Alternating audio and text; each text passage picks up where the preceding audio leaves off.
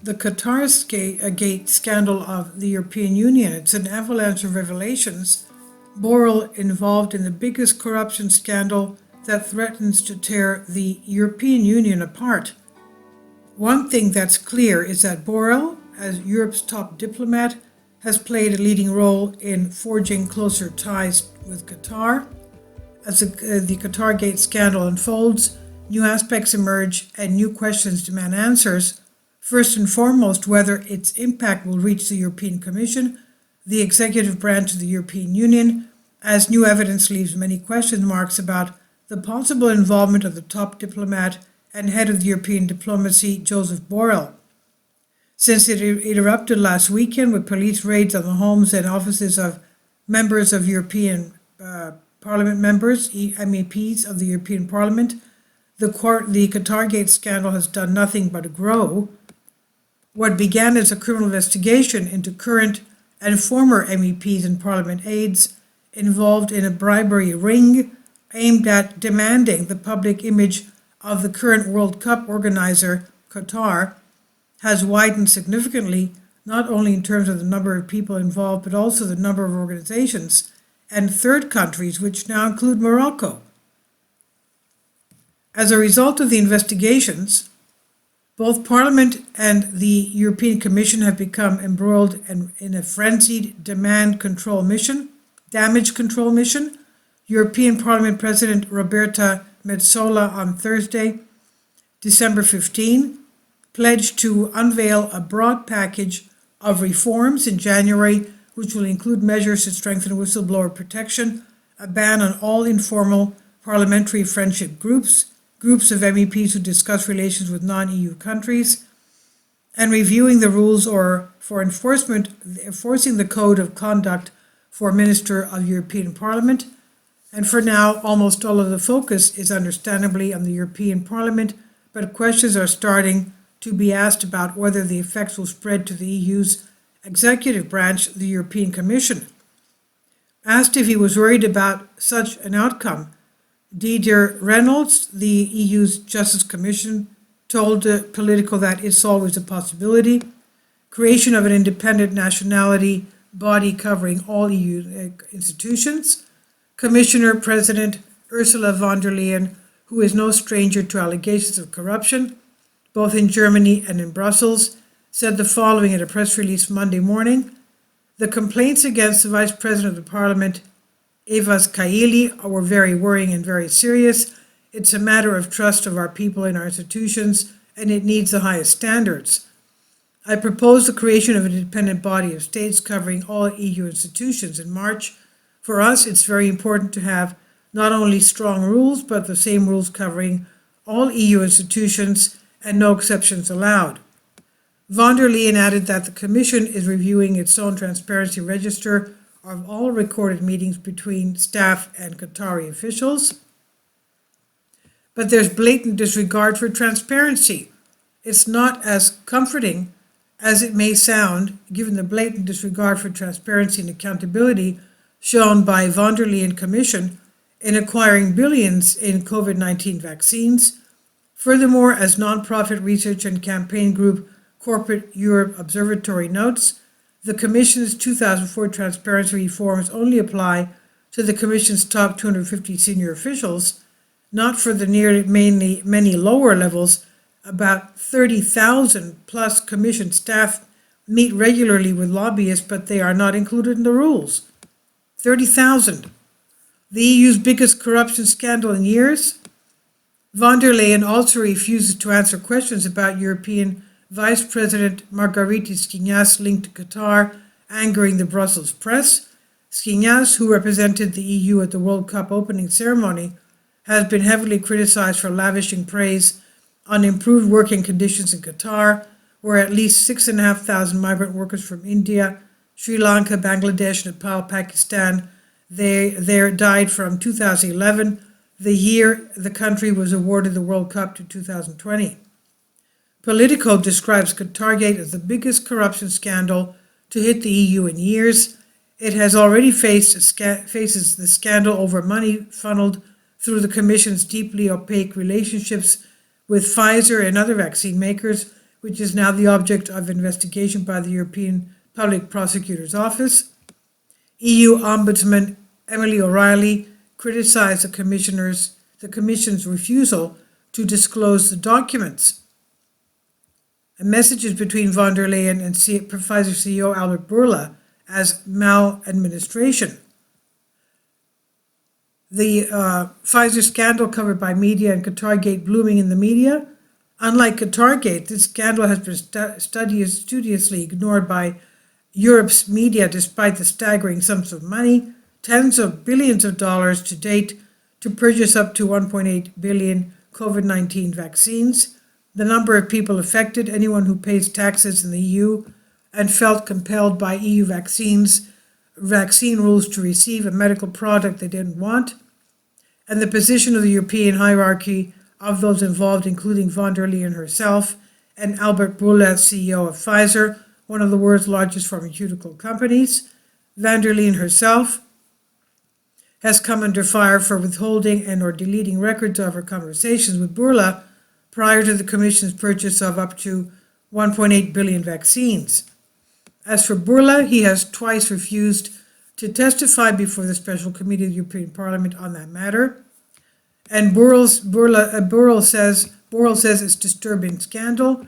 For his part, EU High Representative for Foreign Affairs and Security Policy Joseph Borrell called Qatargate very, very worrying. However, he sought to emphasize that no one in the European Commission Diplomatic Services, which he leads, is under investigation. There's nothing and no one that's being reported either by the External Action Service or by the delegations, but that could change in the coming days or weeks. Former European Parliament Vice President Eva Kaili, who is at the center of bribery allegations, denies receiving 1.5 million euros in cash found at her home and in her father's possession, and claims she was acting solely on orders from above. What orders from above? Kaili says, I was acting on orders from above. According to Kaili's lawyer, Michael Dimitrakopoulos, these orders came directly from the President of the European Parliament, Roberta Metsola, and Joseph Borrell. In an interview with the Greek TV channel Mega, Dimitrakopoulos said that Kaili has nothing to do with a bribe from Qatar.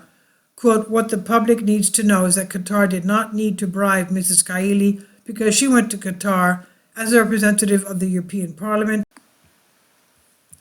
The interviews she gave were after the agreement and order of President Roberta Metsola, Dimitrakopoulos said. And he added that the documents prove this and explained that Kaili did not take any initiative or have an agenda. He said Mrs. Metsola sent her to Qatar, where she was going to say had Mrs. Metsola approval. Mrs. Metsola had also sent the EU official, Mr. Roberto Bedini, with her to attend all the meetings of Mrs. Kaili, he explained. I'm telling you the words of Ms. Kaili. She was carrying out a plan that had started in 2019. High Representative Joseph Borrell and Ylva Johansson, Commissioner of Home Affairs, decided at Commission level to work with Qatar, Kuwait, and Oman, the lawyer said. For now, these are simply allegations leaked by the lawyer of the suspect in a very serious corruption investigation and should be treated as such. Borrell's role in forging relations with Qatar.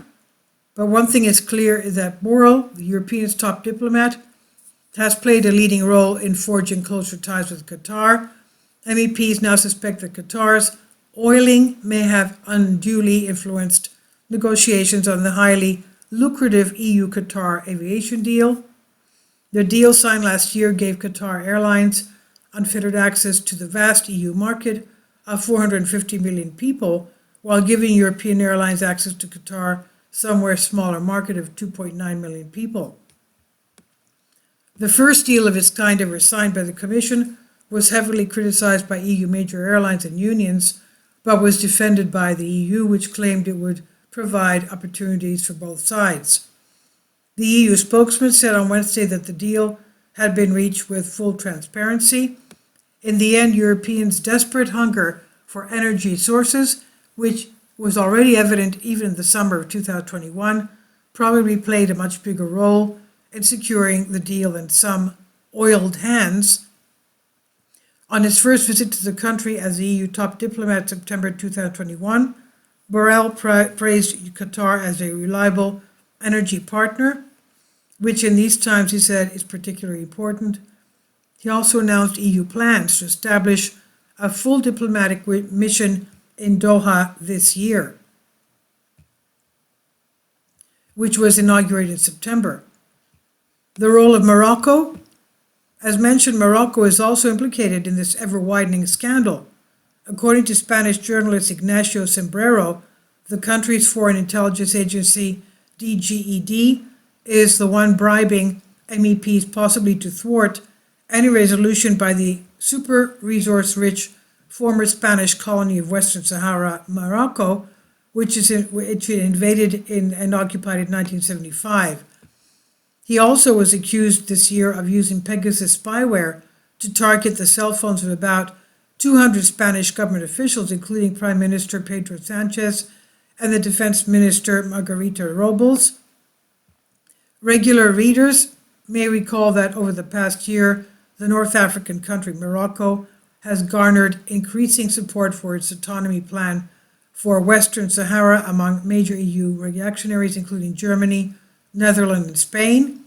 The plan would effectively formalize Morocco's permanent occupation of the resource-rich region and has already received the blessing of both Israel and the US. Another toothless body of ethics is the Brussels swamp that needs to be drained. At present, it's not clear how far this explosive scandal will go. One thing is clear, that the damage to the EU reputation will be great and lasting.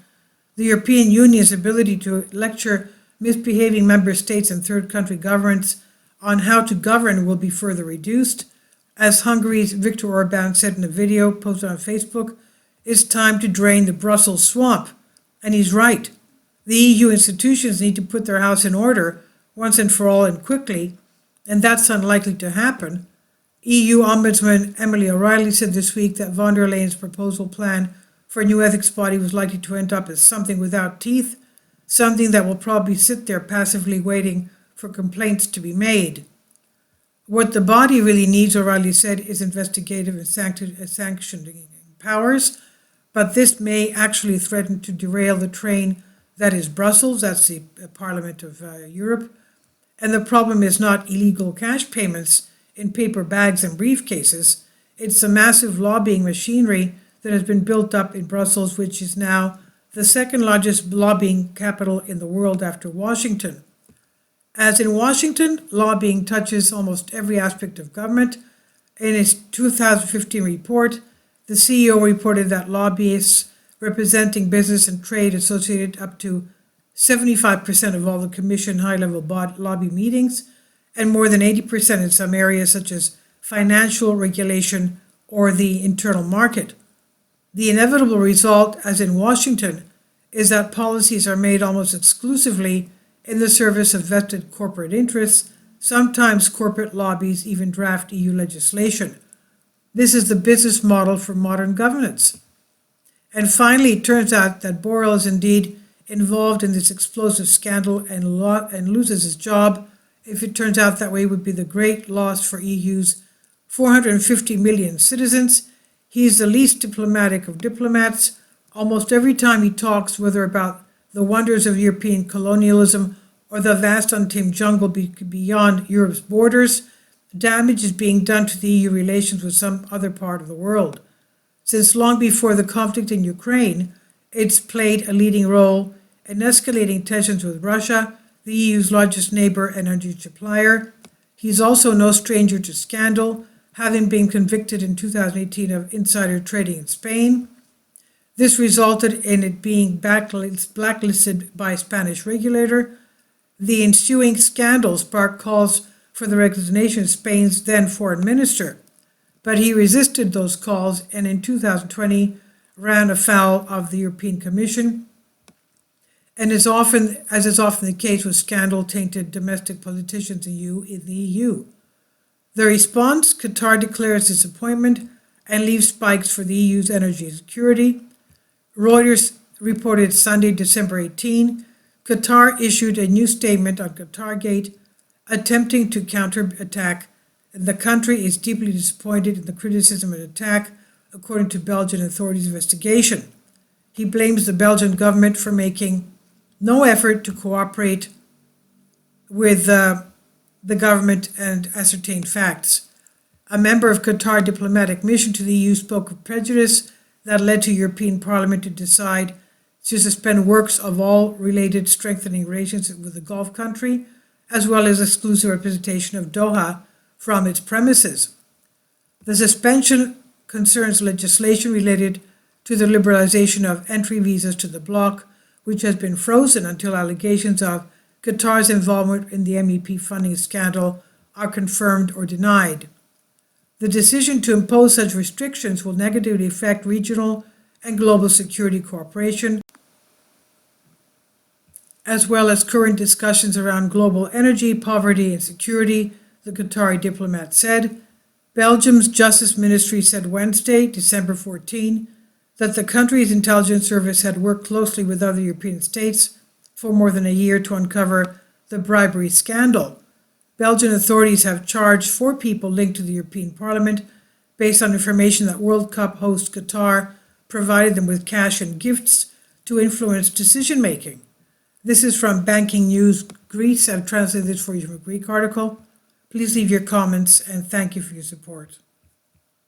Kindly support my Patreon account. The daily posts are 5 videos daily, and they are totally different from what I have on my YouTube channel. Thank you so much for your support and that you find all my content so interesting. You'll find the Patreon account details in the description box.